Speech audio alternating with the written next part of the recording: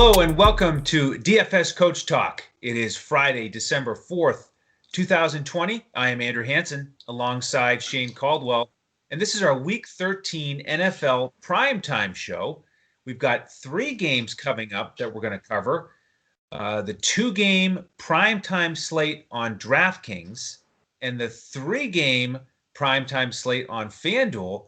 Shane, the biggest challenge about all this is just trying to figure out which slate we're on and who's playing on what slate.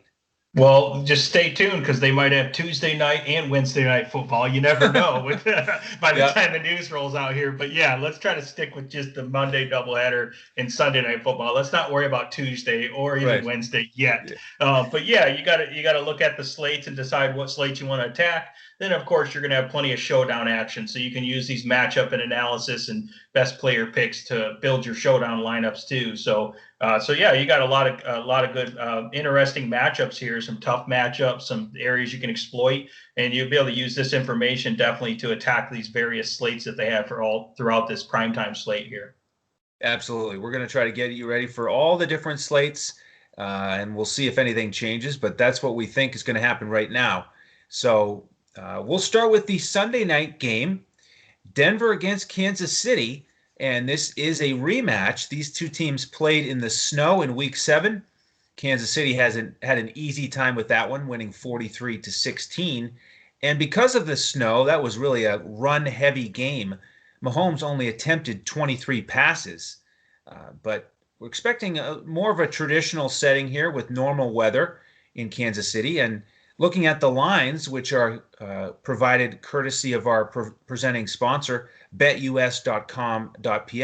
And by the way, we've got a terrific offer from them that we'll tell you about after we break down Game 1 here.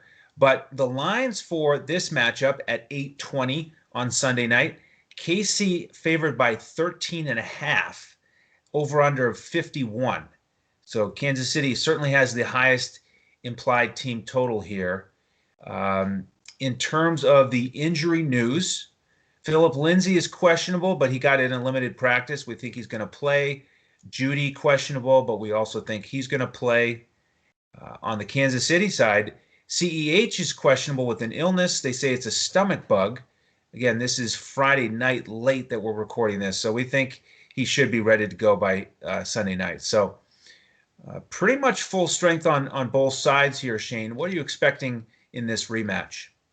Yeah, it's looking like kind of an ugly blowout game for Kansas City at home, and I think Denver's just happy to have a regular quarterback this week. Exactly. They're going to have Drew Lock in there, so that at least gives them a shot to try to score a little bit and maybe get a couple first downs and complete a couple passes, those type of things, right? So maybe complete more passes than interceptions. Yeah, that would work great too. Yeah, complete it to the right guys, the guys in the orange jerseys, not the red ones, or the white jerseys, whatever they're wearing. Yeah, so it's Broncos, pretty tough pass defense here. So that's interesting because you got the Chiefs, the #1 pass defense in pretty much every category, against the Broncos, who's been top 5 DVOA. They're 7th in yards allowed per pass. I mean, they're really good pass defense here, which is impressive considering they lost like their pass rush guys like Von Miller and those type of guys.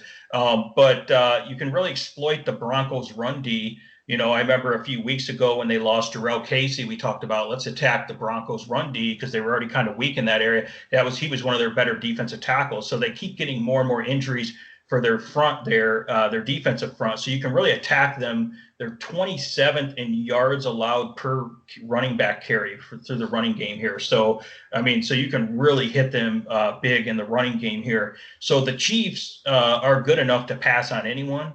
And I did notice for the Broncos pass D, we also were talking about how Bryce Callahan, their best slot corner, is likely going to be out. He's still questionable, so I can't say out, but I know he hasn't practiced Thursday or Friday with the knee injury. So I don't know if I like his chances. And of course, that upgrades Tyreek Hill. I don't know if you guys ever heard of Tyreek Hill or not, but he doesn't even need an upgrade. Yeah, I know. He doesn't need to upgrade, but that upgrades his matchup in the slot here. So those are the type of things we're looking at. But because of the run defense here, I can see Kansas City trying to get more balanced. And because of the matchup against the Broncos' weak run D, I can see them getting their running backs, Clyde Edwards-Helaire, and even Le'Veon Bell more involved here. So I think you have to really check the status of Clyde Edwards-Helaire and see how he's looking going into Sunday. Is it looking like he's a full go? Then I would fire up Clyde Edwards-Helaire. You might get him at a little bit lower ownership because he's had the questionable tag all week there, because really he just probably needs to get rehydrated and hopefully get over this bug here. So I'm looking at Clyde Edwards-Helaire. He's a reasonable price on both sites. He's pretty cheap there. For the Kansas City side. Of course, obviously, I don't even really have to mention it, but Patrick Mahomes is in play here. If you're not playing Mahomes, you're going to be getting very contrarian. Maybe you're looking at, another quarterback that we'll talk about later or something like that. But it's pretty tough to make the argument against him. You're just going to have to pay up for him. And then it's going to be the question, which guys are you pairing him with? Are you going to pay up for Tyreek Hill? They appropriately priced Tyreek Hill at, on the Draftkings slate, I believe he was 8,800, on the Fanduel slate 8,600. So they did price him up after he had that monster game in one quarter last week. He's doing backflips into the end zone and crazy stuff like that. So we were doing backflips at DFS Coach Talk. Exactly. Most of our lineups, he was locked in for us on Draftkings, and I think he was in the majority of our lineups on Fanduel. That was so much fun to watch him just dominate. Yeah, we had him in Draftkings. I even had him in Yahoo and FanDuel. I didn't even think Yahoo was going to cash, and all of a sudden I was way ahead in Yahoo because of that Tyreek Hill going First nuts quarter, there. Yep. Yeah, and then so I think definitely you got to figure out a way to pay up for Tyreek Hill, especially if Bryce Callahan, one of their better corners for Denver's, out.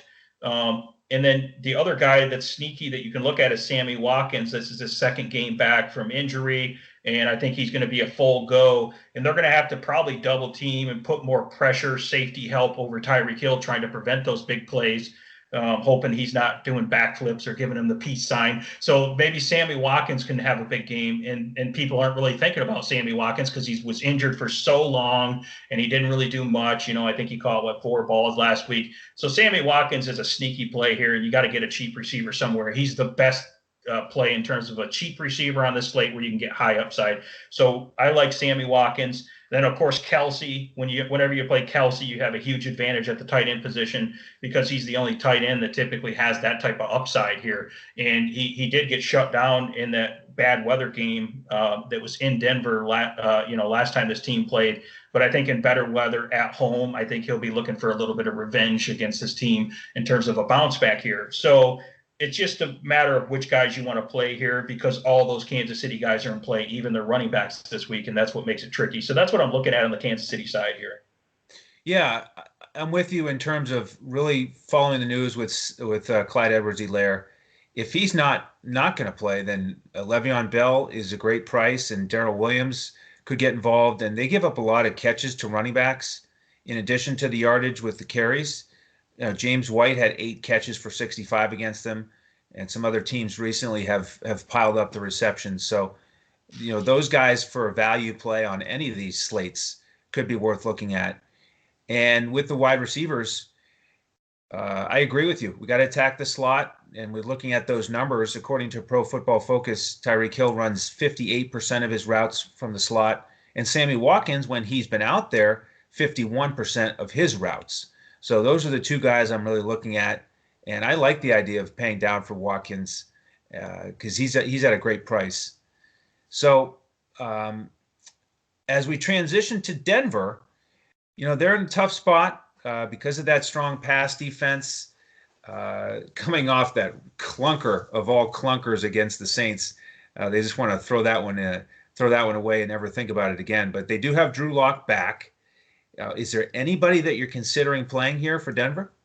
We're going to go back to the running game narrative. I mean, it makes sense in several ways why teams run on Kansas City. Obviously, you want to keep that powerful Patrick Mahomes in their offense off the field. You want to try to control the clock, control the game if you're going to try to beat Kansas City. So that's where I think Melvin Gordon's in play here. I think Phillip Lindsey's been a little bit banged up. Melvin Gordon, I think, is due for a big game here. And when he's had, a good amount of carries, he's been pretty impressive. So, I mean, the Chiefs are ranked among the worst. If you look at their DVO rating, which takes in several different statistics, it kind of measures overall, success, per play in all these different situations. The Chiefs are ranked dead last, 32nd DVOA for run defense, and 23rd in yards allowed per carry. So the Chiefs' run defense is really bad. It's just they're typically up by a couple touchdowns, 2 or 3 touchdowns. So it doesn't usually matter. Like, yeah, you can run on us a little if you want, just run the clock out, So I don't think they really care. But the point is you can run on them. So, and that's the Broncos' best way here, because you don't really want Drew Lock going back and trying to pass against the Chiefs. Have a good pass rush and good coverage in the back end there. So I don't think you really want to go with these young, inexperienced quarterbacks and wide receivers and try to pass the ball much. So I like Melvin Gordon. He's really cheap on the DraftKings slate at 5,000, and 6,800 on Fanduel is reasonable. And then another guy that was really cheap on DraftKings was Noah Fant. He's finally healthy. He's off the injury report, first time in a long time. He's got a good matchup against Kansas City. You can definitely get them, in the, since their corners are really tough, you can get them against their linebackers, match them up with Noah Fant. So Noah Fant's a guy that definitely, he's an extreme athlete in terms of size and speed, and that's the type of guys we like to target for tight ends here, is a big playmaker, and I can see them getting heavily involved. And if they get down big like we think they are, he's just going to get a lot of the garbage time production, So he could definitely pop off a couple big plays at 3,700 on DraftKings. You can't beat that price. And 5,700 on FanDuel. If you want to save the money and go down from Kelsey, I think he's the best pivot off Kelsey here and save the money here. And that's basically the extent of what I'm looking at. I'm not going to really get a lot of exposure to the wide receivers for Denver unless you're doing showdown lineups and you really need to get deep or something like that and find a value play. Other than that, I'm just sticking with the tight end and the running game mostly for Denver. Yeah, I'm going to do the same thing, and I want to add a little bit more color to the tight end analysis for Denver. In the snow game against Kansas City, the tight ends combined for 12 catches and 123 yards. So don't just look at Fant's line and think, 3 for 38, not that great of a matchup. Because remember, Albert O played that game. He had 7 catches for 60 yards. He's on IR now. And Nick Vannett actually had a couple catches for 25 yards. So I think Fant is in a great spot at that price, like you said. And that's been the way to attack Kansas City through the air recently. In the last 2 weeks, they've allowed 18 combined receptions to tight ends and 2 touchdowns. So I certainly am looking at Fant in all the different slates. And I'm also looking at the Kansas City defense. And so I want to make a point here also that, especially in these 2 or 3 game slates, don't feel like if you play an offensive player for one team, you can't play the defense on the other. We've had a lot of success with that this year, and that's what you need to do a lot of times to make everything fit. So, if Fant goes off and has 6 for 60, even whether he scores or not, the Chiefs can still be the best defense on the slate. So I'm going to use that combination a lot here. Yeah, a lot of the traditional rules that you played in normal DFS slates, you can pretty much throw out the window for these. They're pretty much like showdowns, very volatile. You have to get a little bit creative with those 2 to 3 game slates for sure. Absolutely. Well, before we get to the Monday night games, let's hear about that tremendous offer from BetUS.com.pa. Listen up, sports bettors. It's go time, so put down the beer and make every sporting event more exciting by putting stakes on the line. Earn bragging rights over friends as you rake in the cash from each week's betting action, but don't settle for any other book. Choose America's favorite sportsbook with over 25 trusted years in the industry. You need a sportsbook with integrity and longevity, and most importantly, a sportsbook that pays. BetUS has your game with action on football, baseball, and basketball, MMA, golf, horses, and even esports. No other sportsbook welcomes newcomers like BetUS with their jaw-dropping sign-up bonuses. Now we have the best book in the industry teamed up with the best DFS provider in the industry. Make your first deposit of $149 at BetUS.com.pa with promo code CoachTalk and receive a free membership with DFS Coach Talk with full access to our DFS lineups in NBA, NFL, PGA, and MLB, the best in the biz. Sign up today to make straight bets, future bets, prop bets, entertainment bets, live bets, and more. No other sportsbook in the industry is committed to their users like BetUS. So sign up now and get on the winning side of the ball. Welcome back, and thank you to BetUS.com.pa for that terrific offer. It's the best one we've ever had. Amazing value. So we invite you to take advantage of it, and we'd love to have you as a member all winter, all the way until April 1st, and you'll get access to all of our lineups and all of our sports. We've had a great football season. Basketball is where we got started, and that's right around the corner. PGA, we're having potentially our best week of the year this week. Really excited about this weekend slate. So jump in while the iron's hot, and we'd love to have you.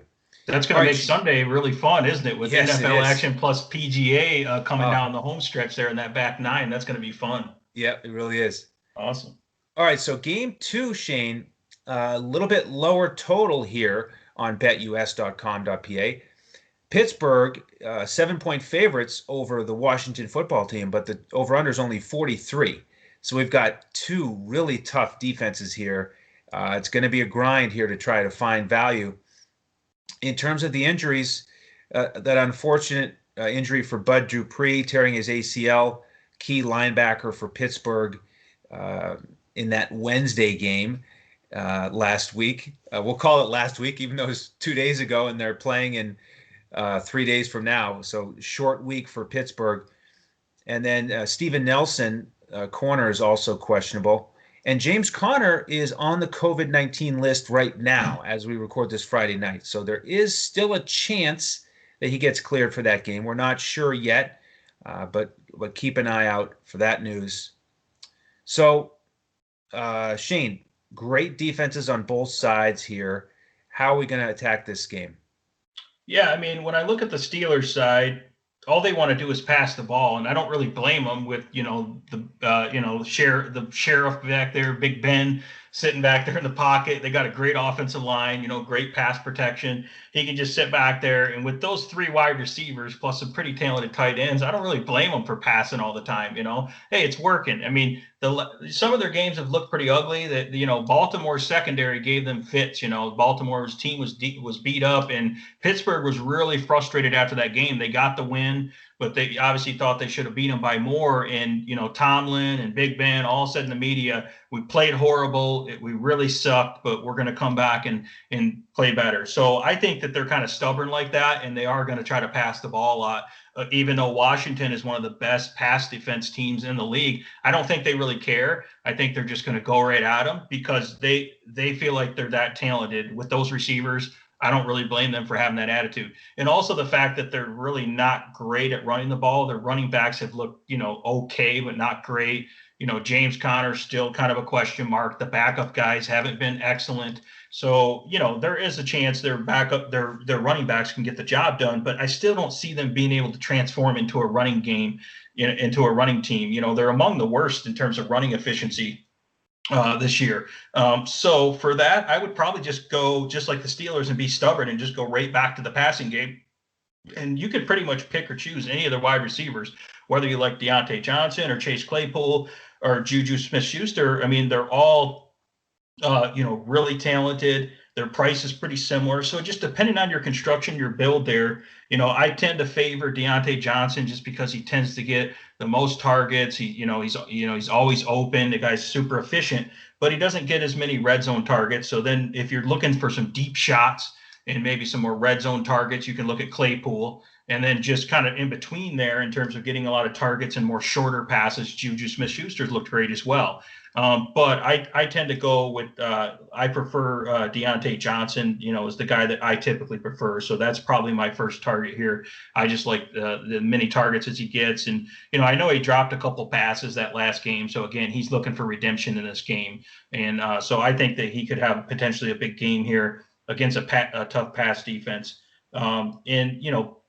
If you want to be contrarian, you could play Big Ben here, even though it's a tough matchup. But if you're looking at Big Ben versus Mahomes, unless you're really looking to get contrarian and save the money, because there's a big price difference there. So most of the time, obviously, you're going to want to go Mahomes. But if you're playing multiple lineups and you want to get contrarian, you could throw in a Big Ben lineup here too, even though the matchup is brutal. And then on the Washington side, there's not really a lot going on there. I don't really want to attack the Steelers' run defense. I mean, they're among the best. Their pass defense is still among the best. They did lose Bud Dupree, one of their best pass rushers, but I mean, they still have TJ Watt out there just wreaking havoc on quarterbacks. So I don't really like attacking them. But I think it was interesting that Steven Nelson looks like he's more on the doubtful side of questionable with missing practice time. And that means Terry McLaurin is going to have much easier matchup there. So he's going to be facing a backup he can go over all the formations. So Terry McLaurin is another one of those guys. Obviously, he gets the highest target share. He's among the league leader in target share for his team here in the whole NFL. So Terry McLaurin, even though you can't necessarily hit them with deep passes, you can hit him underneath, and he's the best in the league for run after the catch yards for a wide receiver. So I think you go right back to Terry McLaurin. I'm still a little bit skeptical on their running backs because I know Antonio Gibson is coming off that monster game on Thanksgiving and he looks great, but this is a little bit different matchup compared to going up against, Dallas Cowboys and those type of teams. So that's why I don't think I'm that interested in Antonio Gibson here. So I'm mostly looking at Terry McLaurin in the passing game for the Steelers. And that's about it. Obviously, you're going to have to go a little deeper than that if you're playing a showdown slate here. That's going to be based on price and, attacking some other spots here. So that's kind of where I'm at with this game. Looks like a tough game. There's not a lot of good matchups here. Yeah, I like McLaurin as well. They pepper him with targets, and he may have a better matchup without Nelson. So I think in most formats, I'm going to have McLaurin in my lineups, even if I do have the Pittsburgh defense, which I will have on some occasions, but again, I like the Kansas City defense as well. And with the Washington running game, I agree with your assessment. Gibson looked great, and he has a lot of rest. They played on Thursday, so they get about 10 days of rest, where Pittsburgh only gets about 5 days. So they've got the rest advantage. I really like that scenario, but it is such a tough matchup that in the end, I probably won't go to Gibson.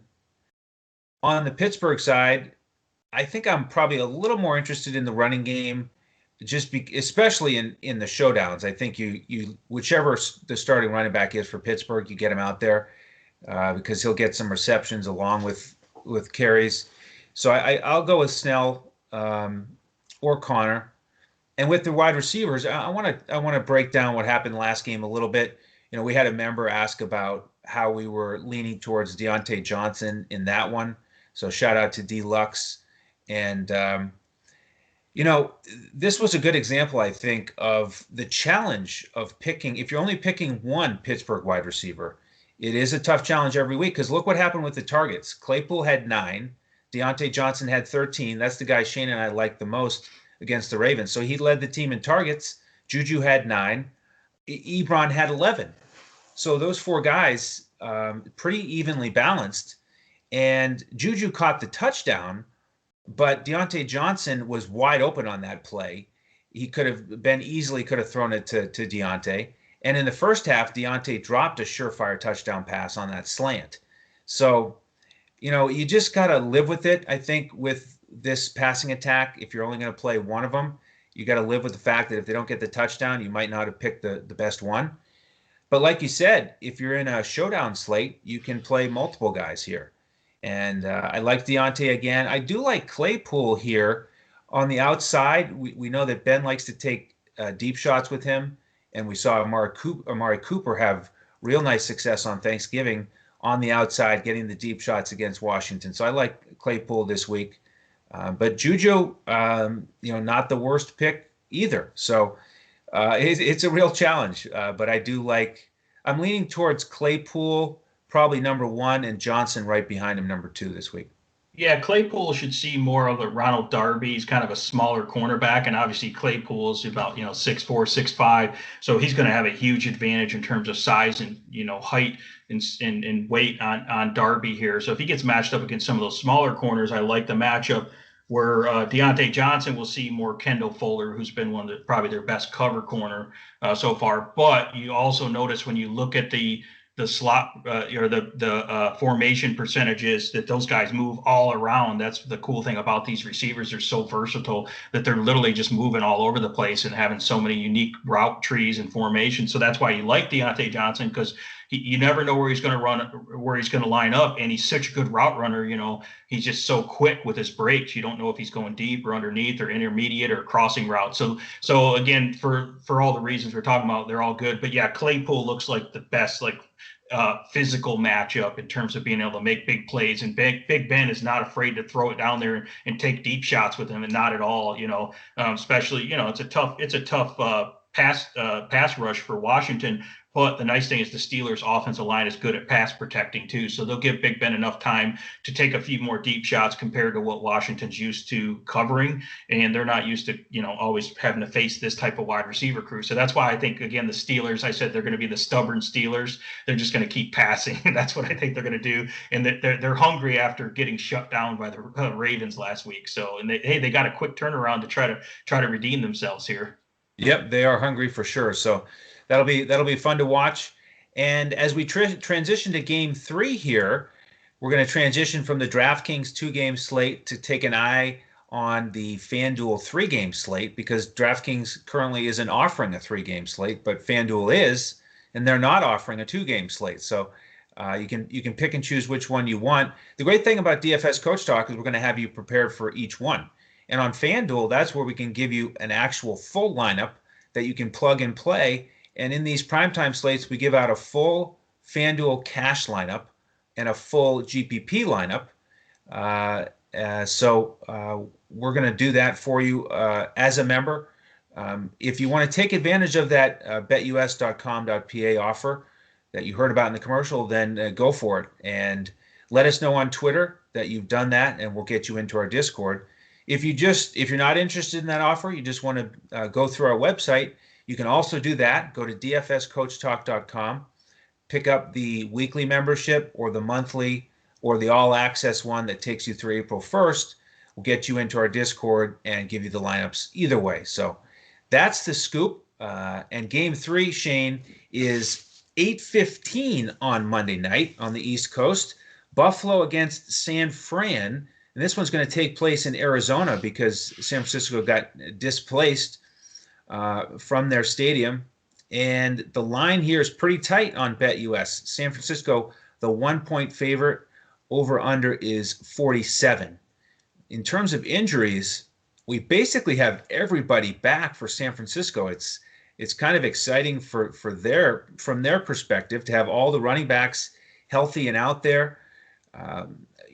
Kittle is still out, so that's the one pass catcher that they don't have. So Jordan Reed could be in play, but Ayuk is back along with Deebo, so that's exciting on that side of the ball. And with Buffalo, John Brown is still out, so Gabriel Davis is still going to get those extra snaps. Can I just mention real quick? I mean, it's a pretty unlikely scenario, but it could happen. You could have all 4 teams from the NFC West make the playoffs, because there's 3 NFC wildcard teams, and San Francisco's still in the hunt. And you see San Francisco's getting healthy all of a sudden. They're about to go on a run. And, the other teams in that division are all really good. So wouldn't that be something if the whole division made the playoffs? And it could happen. We'll see.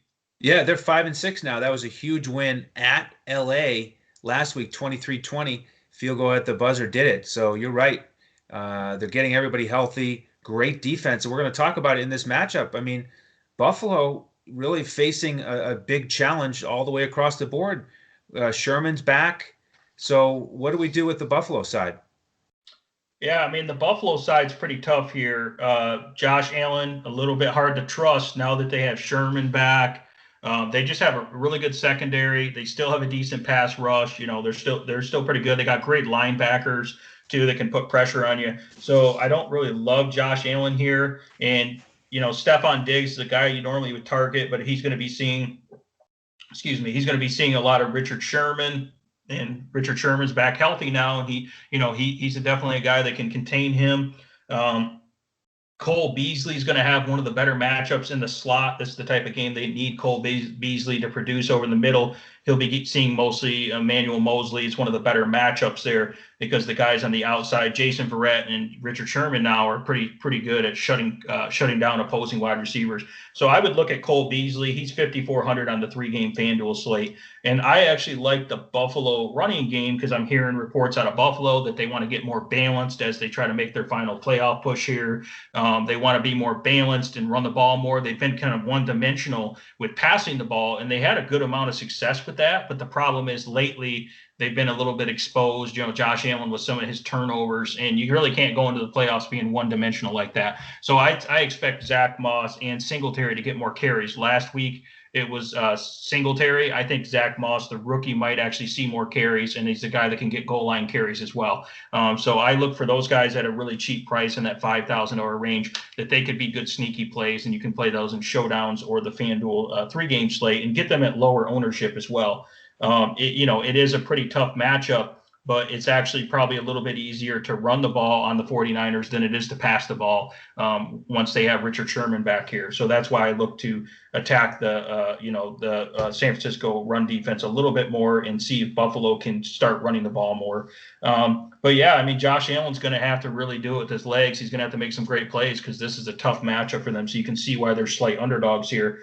And then on the San Francisco side, it's all about that running game. They got a great matchup here. The Bills' run defense is pretty weak. They're among the worst. They're 22nd DVOA and 25th in yards allowed per carry for the Bills' run defense. And it just so happens that the 49ers, especially when they have all their running backs healthy, are one of the best running games. We know their scheme with Kyle Shanahan's scheme is awesome in terms of run plays and the misdirection and cutbacks and that zone blocking scheme. So obviously Raheem Mostert, now that he's back healthy, should be the go-to guy. I know, it's a little frustrating with San Francisco. They have 3 or 4 running backs, but I wouldn't worry about all those other guys. I would just play Raheem Mostert, and he's looking to have a big game here because they are going to really attack.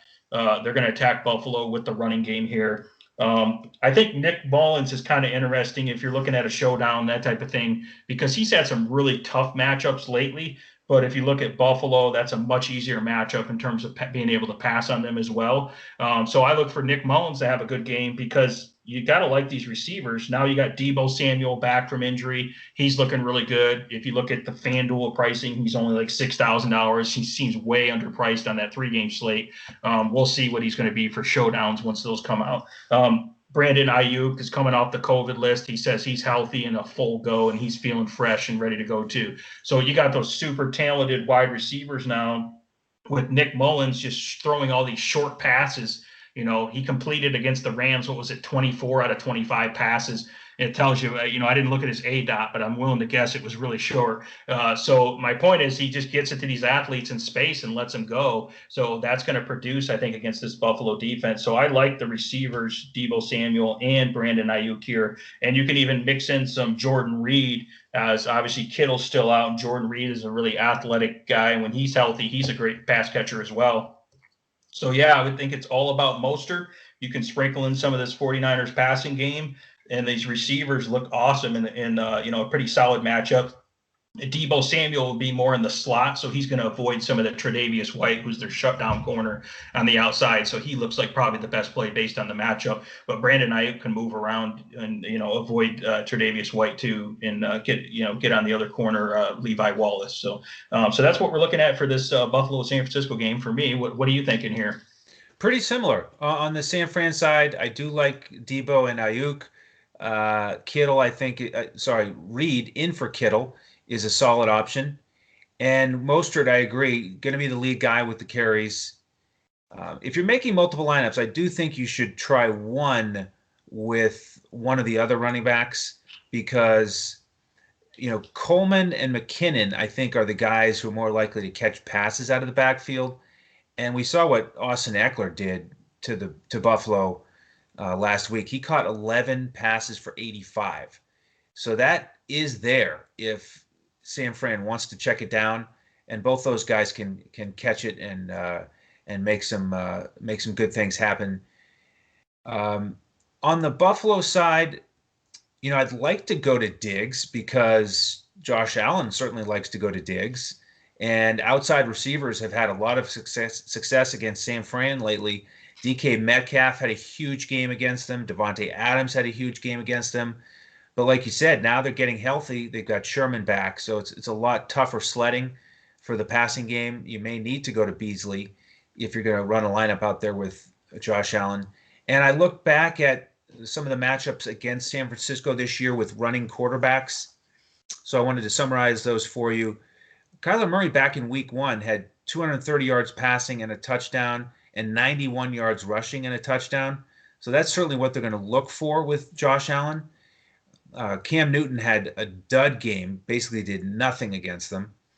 Carson Wentz had a touchdown passing and running, not quite as much yardage as Murray. And then Russell Wilson, 261 yards passing, 4 passing touchdowns, and 23 yards rushing. So, kind of a mixture there. I think the good thing for San Francisco is they've seen a lot of these dual threat quarterbacks, so they're going to be ready to go. But Josh Allen, I think, has the ability to have a strong game here. The challenge here is that he is expensive, so you're going to have to pay up for him if you want to go that route. All right, Shane. Well, that is our 3-game summary here for the Week 13 primetime slate. If you have any questions about membership or anything else, we'd love to interact with you on Twitter. You can find us at DFS Coach Talk. Shane is available at DET Sports Shane. You can find me at Language Olympic. The coach is available at JOESARVADI. Shane, any final thoughts here? No, I think it's another good primetime slate here. So, I think we'll enjoy trying to pick apart these games and try to find some good matchups, because definitely some tough matchups here. But I think that, again, that gives us an edge, because there's probably some angles and some matchups that people aren't realizing in these difficult matchups that we can really exploit. So, yeah, and it'll be exciting to watch Kansas City, see how many points they can put up against Denver on Sunday night. That's usually the thing with Kansas City. Let's see how many touchdowns they can throw, So yeah, it is going to be fun. Nobody can stop them right now, and I don't think Denver will this week. So we want to thank everybody for tuning in here, and be sure to tune in to our other shows for the main slate. If you haven't seen those yet, we did a quarterbacks podcast, running backs, and then wide receiver tight ends. So click the like button, subscribe on YouTube so you get notified when all those post. We'd love to have you tune in there as well. And we've started our NBA season preview DFS podcast. We're going to do 4 before the preseason starts to get everybody ready. We're going team by team. We did 10 team previews today, and we'll do 2 more shows like that. And then a 4th show with all the final injury news, who's in, who's out, and get everybody ready for the preseason slates in addition to the regular season. So thank you for all your support on YouTube. On behalf of Shane Caldwell and the rest of the DFS Coach Talk team, I am Andrew Hansen. Thank you for joining us, and we'll see you next time as we look to crush it in DFS.